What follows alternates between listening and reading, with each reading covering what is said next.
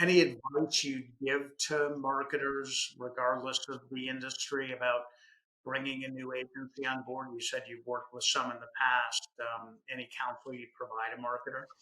Well, number one, and I am currently working with two different agencies, and it's not easy for an agency to get in the door with me. It's not. And I don't know what hat you wear.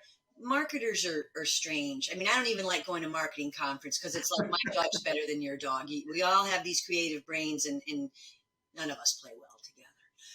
Don't tell them I said that.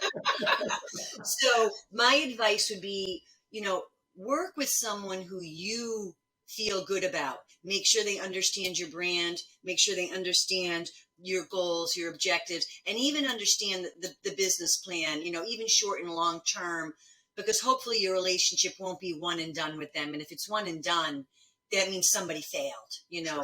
I will never want to bring in a vendor, and I hate vendor management. So if I'm bringing in a vendor, I want to know I can use them over and over. And I started working with a vendor. They tried to get in with me for a couple of years, and I poo-pooed it.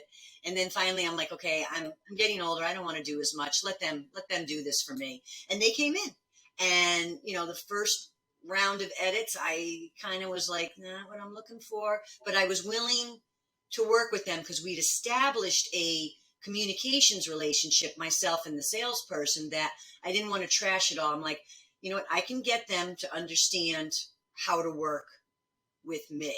Mm-hmm. But for example, I opened up a mailing list for them today, and it had addresses for people out of state. And I didn't ask for that, and I was very specific. So I wrote them back. I said, I really don't want to babysit these projects.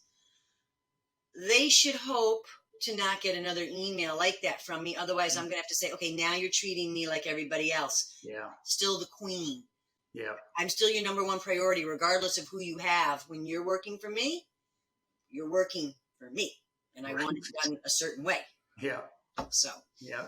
So I would, find someone you can have that relationship with where you can say, hey, Billy, I don't like this. I'm not babysitting you. And if you have a good relationship, you can have those thought-provoking conversations where there is respect behind it, not malice or angst or anything like that.